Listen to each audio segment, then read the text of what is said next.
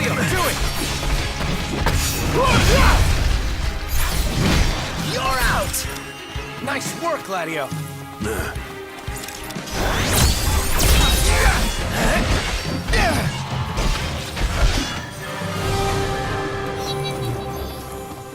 That's it! What's what? I've come up with a new recipe. Can't wait to try it. Walk Tall. Final Fantasy XV is a twist on the familiar Final Fantasy formula. Square Enix have been developing Final Fantasy XV for over 10 years, originally intended as a spin-off to Final Fantasy XIII, and it finally got released on the PC just earlier this month. Final Fantasy XV was a game that I've played before, but the heaping amount of content has allowed me to return again. You are Noctis Lucis Kylan, Prince of Lucis and son of King Regis. You'll be going on a road trip heading to your wedding with your bodyguards, comrades and friends. You'll experience hardships, good times and jokes along the way, forming the bond between Noctis and these characters. Gladiolus, Ignis and Prompto are your Crown's Guard, sworn to protect the royal family, so they are sent out with you to head to Altissia to marry Lunafreya Nox Fleuret, the Oracle. However, the plot descends into anarchy as Niflheim, a foreign empire and enemy of Lucis, continue to get in your way. The game begins with peace negotiations, and the game's intensity increases constantly, rarely going down at all. Despite the plot being Noctis going to get married, Lunafreya isn't a priority to the player, because you mostly spend your time with your friends. They become the characters that attach to you, which is somewhat of a flaw with the plot, as Luna isn't really a primary goal for the player, only for Noct. I found Ignis to be the character who I preferred, as he portrays emotion perfectly and isn't obnoxiously making jokes like Prompto, the comic relief of the game. The combat makes up most of the game. However, the fights are very dissimilar to that of previous Final Fantasy games where you'll be fighting in real time.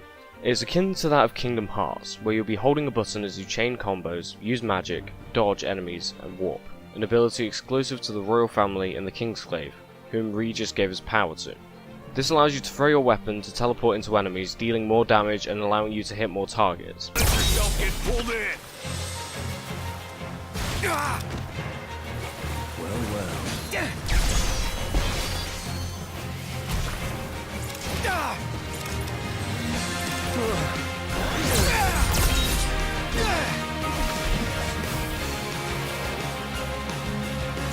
Here you go, Noct.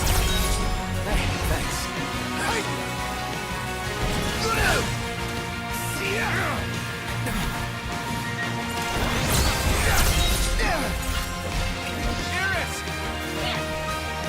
Got it! Say your prayers. This is for you, Ignis. Watch your blood. Noct, careful.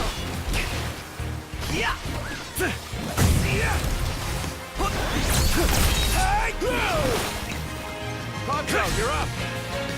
Oh, hi there, opening. Nice one, Prompto.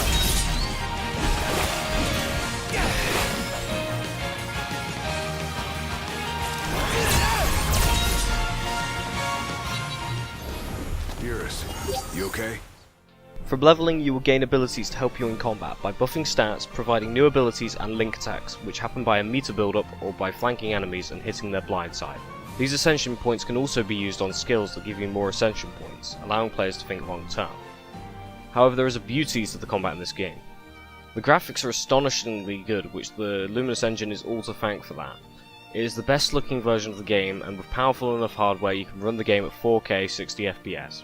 From hair to grass to enemies, models and textures look absolutely brilliant, even on lower settings than high. Lighting is a key factor too, though there is a draw distance which I noticed in tunnels. In between the combat you'll be primarily driving the Regalia, the Crown Prince's car given to him by King Regis. Primarily this is an on-the-roads vehicle, but with free DLC, they allowed for the Regalia to be driven off-road, and then after finishing the game you can upgrade it to fly. As well as this, you will be running and riding the classic Chocobo from the Final Fantasy series. Music can be bought for the Regalia and an MP3 player that you can buy later, including soundtracks from previous Final Fantasy titles such as 7 and Dissidia.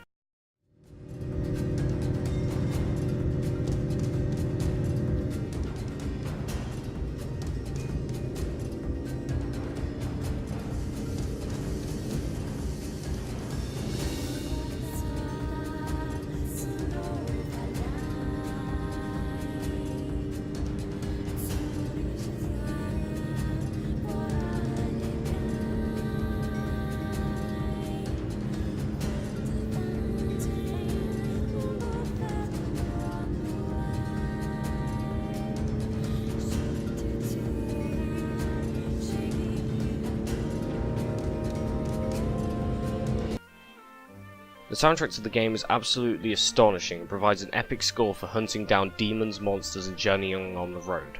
From scores of boss fights to battle themes, there is plenty for your ears to indulge in. Here is an excerpt from one of the battle themes.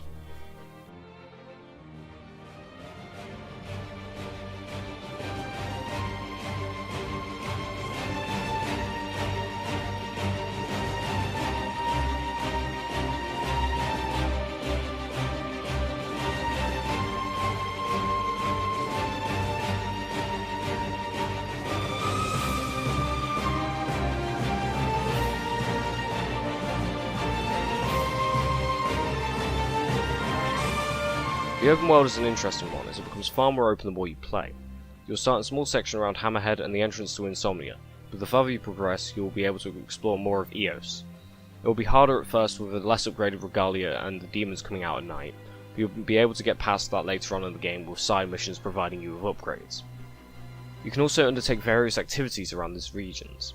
From camping, hunting, fishing and photography, the game throws it all at you, and doesn't expect you to do any of it if you do not want to. Fishing was my least favourite, and I deemed Prompto to be better at photography than me, so I just let him do his thing. Though you can only have 200 photos saved at a time, which is only really enough for pics over the course of the main game and not the end game.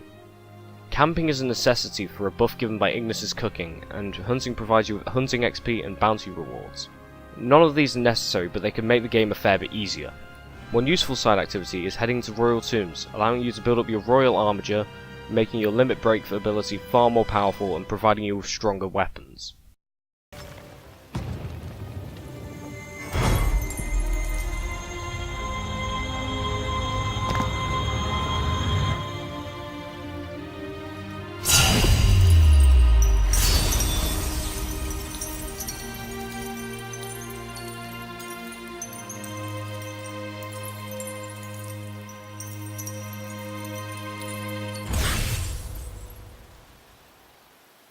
Difficulty can be quite strange.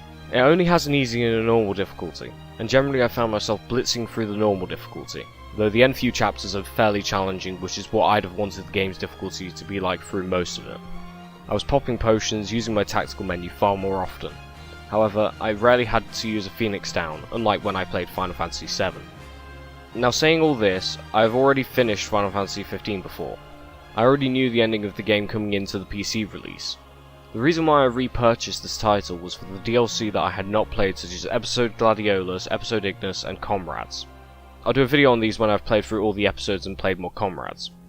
Also, they added tons of free content to the game which I had yet to try, such as the Royal Ship, Off-Road Car, and Dungeons.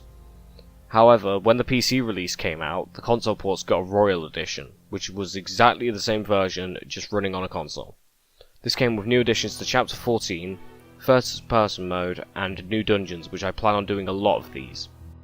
Considering that Final Fantasy 15 already had an expansive amount of content, this is just bizarre that Square Enix is still supporting it, but don't complain. Now the PC port has had a few problems since its release. These problems may not be experienced by all, but I will put my specs in the description. I had a few frame pacing issues throughout the game, which I have noticed to be somewhat worse in Comrades. The game also used to drop to around 20 FPS when I used a summon, though Square Enix did release a patch to that not that long after launch. Otherwise, the game is a good PC port with Nvidia GameWorks features, frame rate options, graphical options, and a functioning keyboard and mouse system, though I still chose to play the game primarily using an Xbox One pad. Final Fantasy 15 is a game that came out of development hell, lived to tell the tale, and is still great. Unlike previous titles that suffered the same fate and ended up terrible, such as Duke Nukem Forever, Final Fantasy 15 was great throughout the 30 hours that I've played, just of the single player alone. Joining that along with a £35 price, that just shows that the game has definitely got value for money, where you're getting the DLC too, giving you more and more hours of fun. From the goofs that you'll have with your friends, to Ignis coming up with new recipes, there is much fun to be had with the game. It is definitely a Final Fantasy for fans and first timers. Final Fantasy 15 can be picked up on Xbox One, PS4 and PC. It is Xbox One X enhanced and PS4 Pro enhanced. My name is Terminator T26, thank you for watching. Ultimate flavor experience.